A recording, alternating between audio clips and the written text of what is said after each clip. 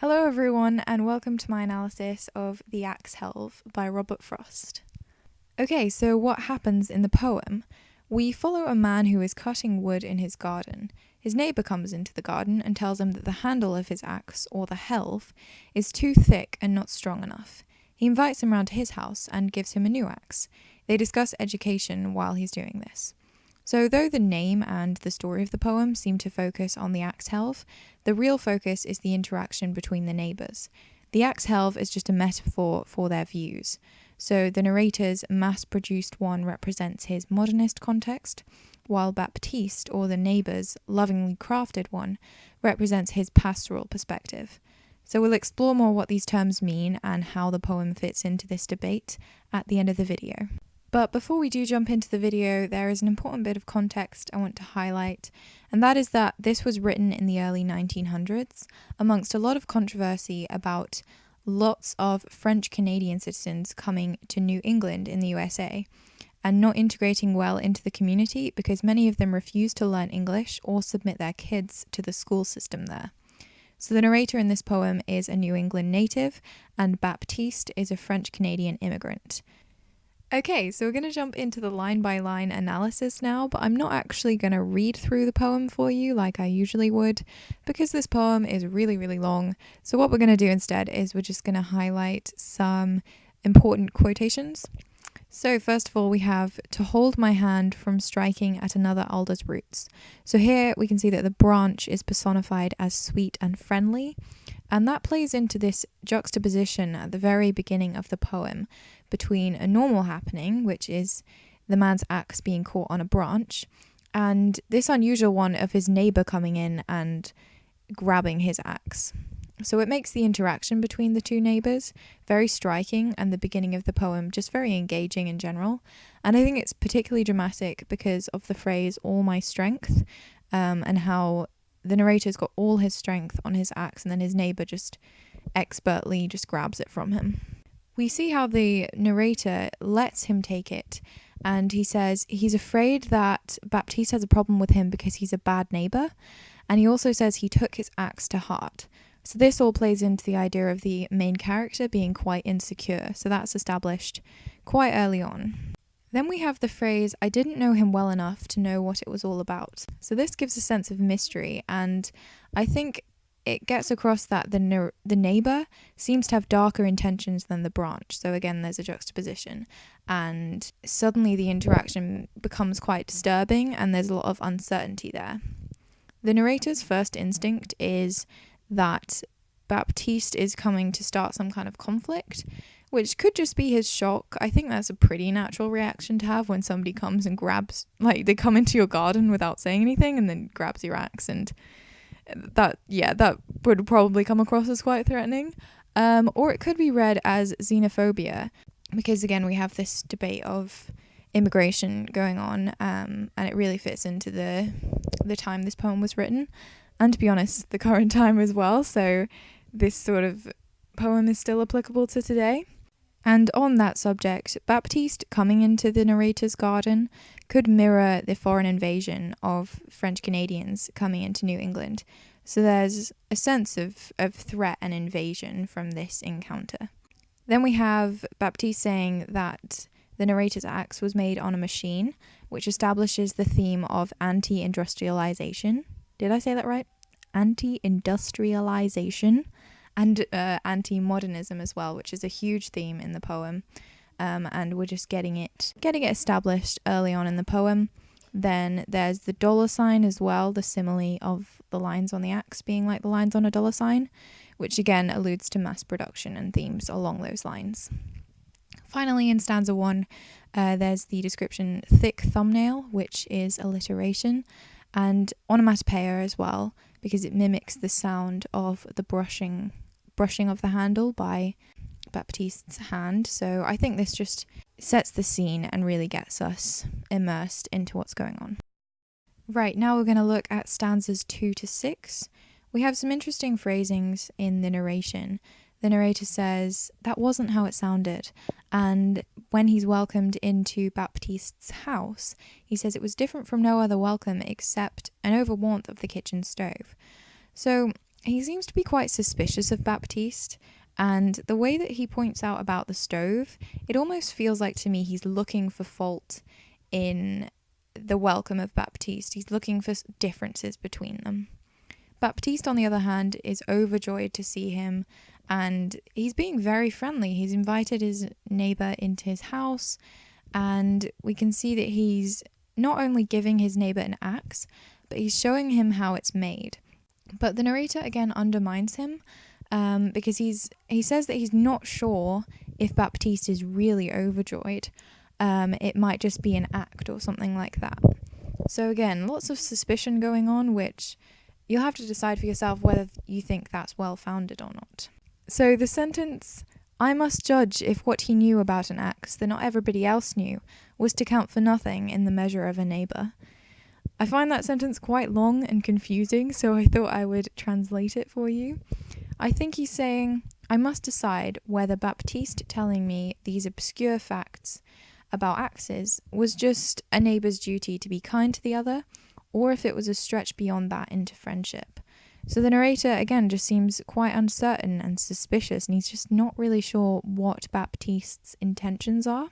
Finally, there's a really important line, "A Frenchman couldn't get his human rating," which is quite a tragic sentence, really, because it shows how this foreign man, this immigrant, wants to be seen as human, which is such a base human right to be seen as another human, which really, I think, highlights the dire situation of immigrants and like the prejudice that they face. So again, this reinforces the fact that immigration and the interaction between people from different places and between foreigners and natives is just a huge discussion point in this poem.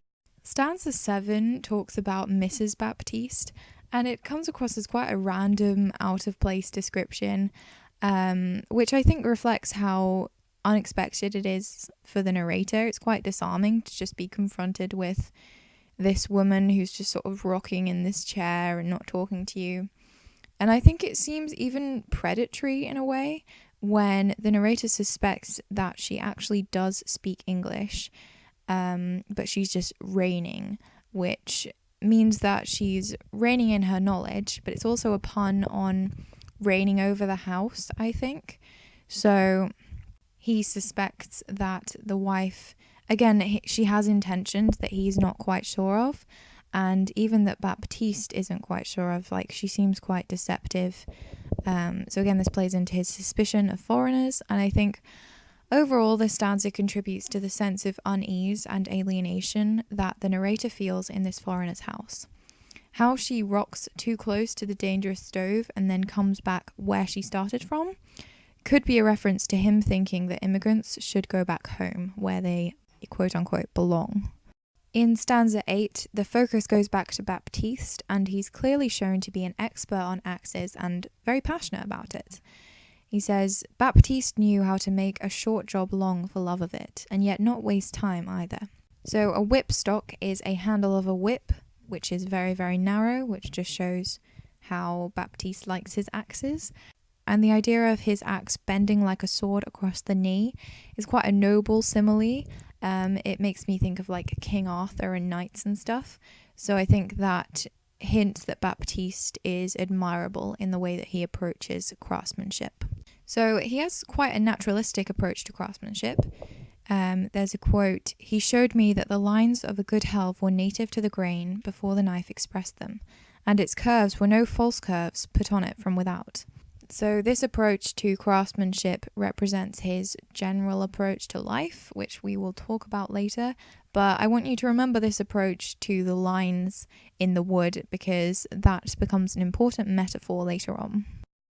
In stanza 9, the conversation and the subject of the poem shift towards education. Whatever school and children and our doubts of laid-on education had to do with the curves of his Ax-Helves, is how the narrator sort of segues into it, and it hints that the reader should make a link between them, because what the narrator is basically saying here is, what the hell does education have to do with making axes? So that seems kind of ironic to me. It's saying, like, maybe you should think about this, guys. What does making axes have to do with education? Does that make sense? Anyway, so the practical knowledge Baptiste has of axes contrasts with the academic knowledge taught in schools.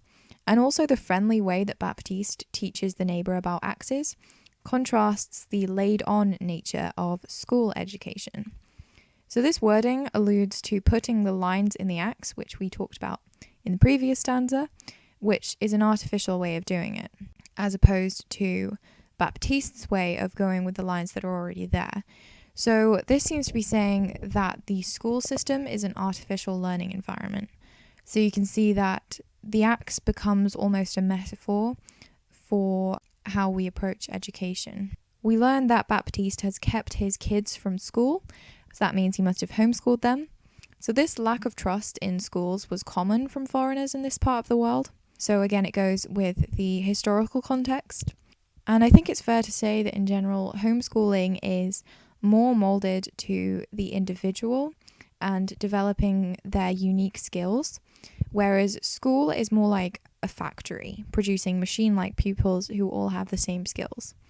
So we can see how this reflects his approach to axe making compared to the industrial way of doing it. There is actually quite a lot of similarities between, making machines and raising kids, I guess.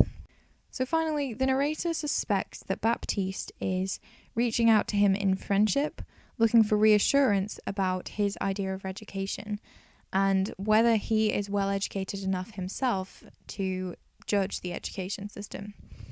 So I find this really interesting because we can see that Baptiste seems quite insecure about this, even though by this point in the poem, the reader can see clearly that Baptiste is the more wise and knowledgeable character of the two. So this desperation for validation from the narrator speaks to the uncertainty and the disadvantage of being an immigrant and settling in a new place where people are different from you. And finally, in stanza 10, Baptiste's axe stands erect but not without its waves, which I think means that it is straight but it has its imperfections or its quirks. This could be showing the individuality of Baptiste's creation, or it could be interpreted as the narrator just looking for problems again. This seems likely when, of all things, he compares the axe to the snake in the Garden of Eden that represents evil. This shows through it all that he is still suspicious of Baptiste. But if we look outside what this means about the narrator's perspective, I think that the allusion to the snake is important in a more objective way, because the snake standing up in the Garden of Eden was, according to the Bible and stuff, the point when humans and nature stopped working in harmony. So this could then mean that the poem wants us to return to this harmony, and perhaps a harmony between each other.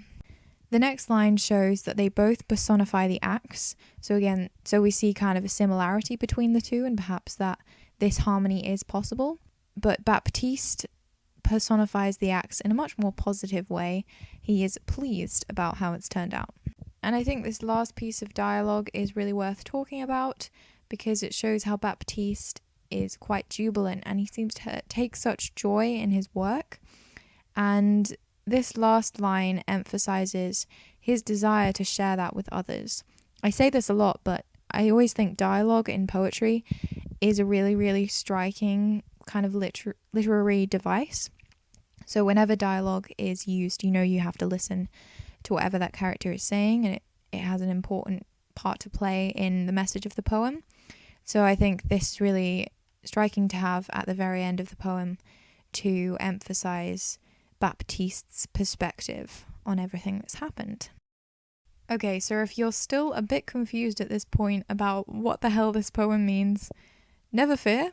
We're gonna go a lot more now into what the poem means overall and the devices used and all that. This is this is a really difficult poem to interpret, so if you are struggling, do not worry. Okay, we're gonna start with the form. So the narration is first person and it's very casual and conversational. So some examples of this are, do you know what we talked about was knowledge? something to sell. That wasn't how it sounded. And as I say, so yeah, it just feels like he is talking to the reader, and we kind of seem to get insight into his thoughts. So I think all of this emphasizes that we're seeing these events from his perspective. This poem is not explicitly advocating any one perspective on the debate that it covers, although you could argue that it does advocate one perspective implicitly. It's just showing the meeting of two people with different views.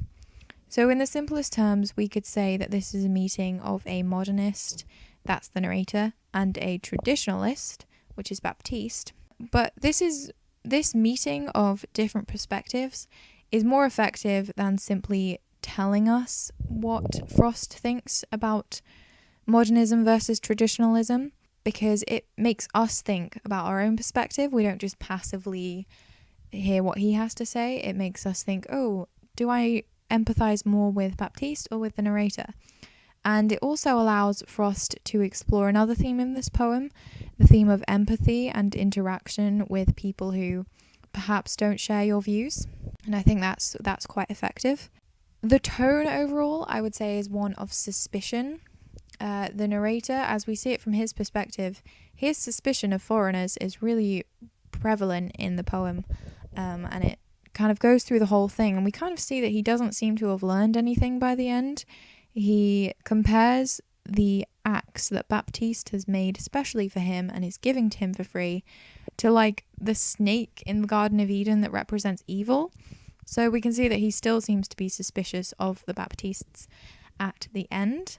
There's also suspicion on the other side. The foreigners are suspicious of the school system, for instance. So I think that's the general tone. I'm going to give a word to some of the literary devices. We've already covered pretty much all of these in the line-by-line analysis, but I think it's good to have them all in one place.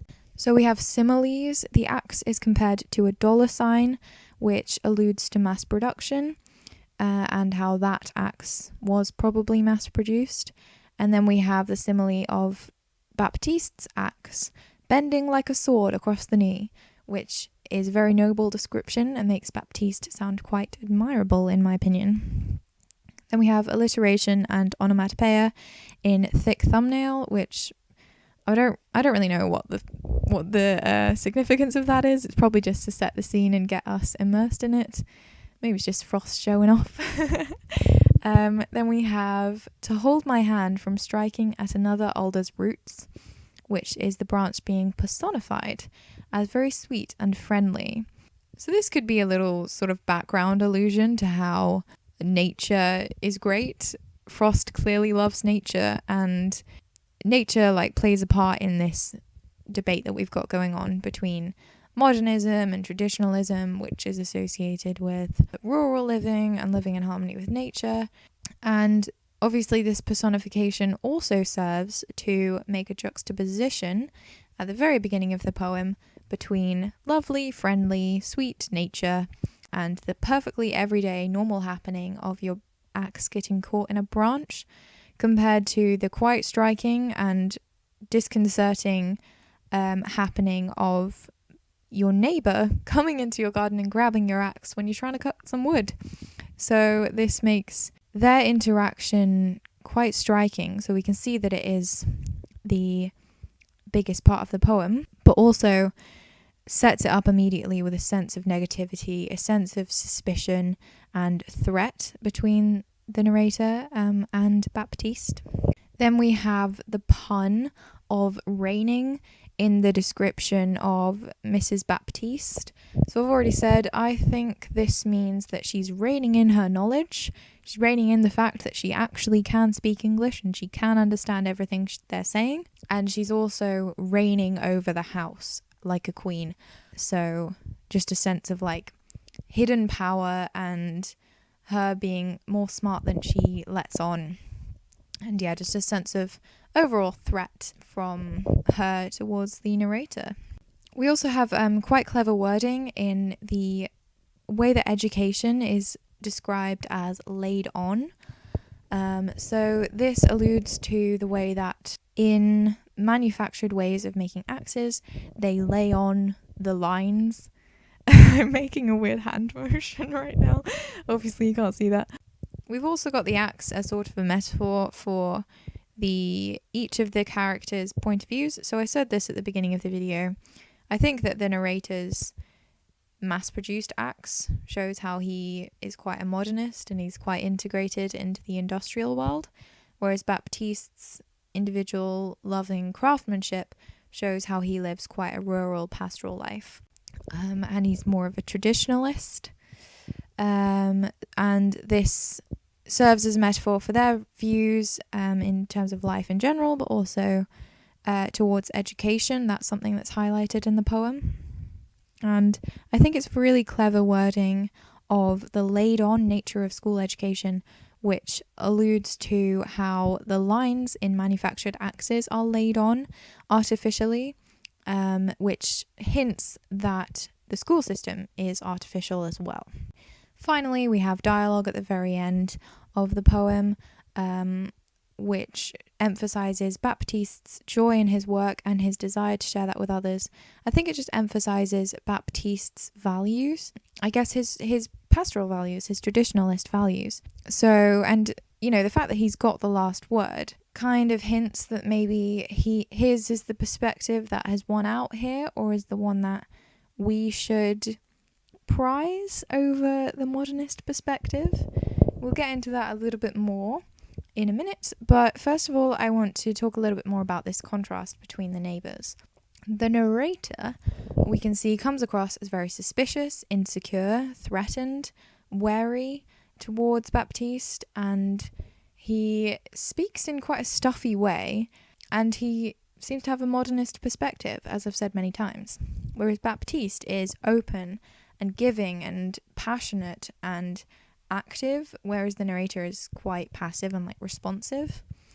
Baptiste is very rustic, traditional. He's not formally educated, it seems, but he speaks quite naturally, and he has a traditionalist point of view. So in my opinion, Baptiste is shown to be the superior character in this contrast between the two. They both show insecurity at some point in the poem. So the narrator shows it in the beginning when he's afraid that he's a bad neighbour, and Baptiste looks for reassurance in his decision to home educate. But we can see that Baptiste reaches out when he feels insecure. He asks for reassurance, whereas the narrator doesn't really reach out to Baptiste at all. He just keeps getting more and more suspicious of him. And this is interesting when we see that from the very beginning, Baptiste seemed to have good intentions. When he grabbed the narrator's axe, he tried to calm him. Another good proof of this, you probably tell it's one of my favourite quotes from the poem by now. The simile of him bending, of the axe bending like a sword across his knee, shows that he is admirable. So I think, that contributes to how Baptiste is shown to be the more morally right character. And while we're talking about the contrast between the neighbours, I think we should quickly compare this to another of Frost's poem, Mending. So the most important quote in that poem is arguably the phrase, "Good fences make good neighbours." That's sort of the refrain that goes through that poem. And it's interesting that in this poem, Baptiste clearly does not think that good fences make good neighbours. He comes into his neighbour's garden, completely uninvited, and then invites him to come into his house. So this perspective of not really respecting borders could be applied even more widely to the debate of immigration. Perhaps he doesn't even believe in country borders. Maybe that's why he came to New England. In both poems, there is a suspicion or misunderstanding of the neighbour character, and there's also social alienation of the wall in Mending separating people, and in this poem, being a French Canadian in a Yankee world. So in this poem, it's interesting that it is the neighbour trying to break down the barriers of language and culture, whereas in Mending it's the narrator character that is questioning boundaries. So I feel like this is almost what Mending would be like if it was told from the other perspective, because whereas in Mending we seem to get it from the more liberal perspective of like wanting to break down boundaries. I don't know, it's liberal, but it's also traditionalist. Whereas in this poem, we see it from the narrator's perspective, who seems to like boundaries. He's the one that comes across as quite xenophobic and suspicion. He's the one that wants to kind of maintain a sense of distance, whereas Baptiste is the one reaching out. So again, I think this really speaks to how important perspective and viewpoint are in this poem. You should never ignore the fact that this is written in first person, so it definitely has a lot to say about the perspective character and how we're only presented with the other character through his point of view. Never forget that, guys. And finally, other things to sort of draw similarities between the Ax-Helve and Mending is that they both touch on themes of pointless versus purposeful labour, forming your own opinions versus following the crowd, and having good relationships while retaining distance. Okay, so the final thing I want to talk about in this video is the theme of anti-modernism or pastoralism. So I've kind of avoided using the term pastoralism throughout this video because I didn't want to confuse anyone, but I'm gonna define it for you now. Pastoralism is a literary genre or just strain of thought, really, in opposition to modernism. It celebrates the virtue of a simple life and involves nostalgia for the past and a search for lost innocence of when humans worked in harmony with nature. It's associated with rural living, family life, and a personal connection with the world around you. So I often talk in these videos about modernism versus romanticism, and I still stand by that. I still think that Frost definitely talked about a lot of romanticist themes, but I've only just discovered pastoralism, and when I related it to this poem, I was like, that is perfect. That is exactly what Baptiste represents, I think. I think he represents pastoralism. So yeah, in my opinion, this whole poem really boils down to a contrast between modernism and pastoralism. So to start us off, I want to refer to something I have already said in the video, which is about how I think that the narrator's manufactured axe represents his modernist perspective, whereas Baptiste's approach to the Ax-Helve represents his pastoralism and the old ways, and how it brings them together represents how pastoralism brings people together, and it promotes human interaction and empathy and connection. And I think it's just saying that pastoralism is the good way to go. So we're covering the subject of how this new modern society is stripping away people's humanity and their ability to work in harmony with each other. But on top of that, we have this added layer of being a foreign immigrant, which is also stripping away Baptiste's humanity in the eyes of other people, and again, their ability to empathize and interact in a friendly way. So I think overall, Frost is interested in the interaction and the empathy between people, and how the organization of the environment around them and of society can affect this. So the snake is a really important metaphor in this debate. Again, it represents the moment when humans and nature stopped working in harmony. So this poem could be advocating us returning to this harmony with nature, as shown in how Baptiste, who is arguably the most morally admirable character in the poem, keeps the native details in his axe, but also wants us to return to harmony with each other. So this general moral going through the poem and this pastoralist, I don't know if that's a word, I've only just discovered pastoralism. Pastoralist, let's go with that, and naturalist strain of thought. It's explored through the themes of immigration and education. You could say that Frost is talking about the organization of society and how it shouldn't be modernist, it should be more pastoral, and he sort of zooms in on these different parts of society in order to get across that message. So he explores how country borders create suspicion, alienation, and division between people. In the context of this poem, it creates those things between the neighbours. And I think this interaction between the neighbours and the suspicion between them really can be applied more widely, because a big part of the modern age is relations between countries, xenophobia, racism, immigration, and problems at country borders. So this poem could be advocating going back to a simpler time when people could roam free where they wanted. Or it could be advocating going back to a time when people kept themselves to themselves. So I think perhaps Baptiste represents this idea of people can just go wherever they want and be friendly to each other, whereas the narrator represents this strain of thought about the New Englanders should stay in New England, the French Canadians should stay in French Canada. So again, I think, in my opinion, Baptiste is shown to be the more superior perspective here. I think Frost seems to be hinting that he's the person he thinks is right. But this is just hints. Frost doesn't provide answers, he just presents two perspectives. Then we have the school system, another key feature of the modern world. If you didn't know, schools only came into existence in pretty recent history.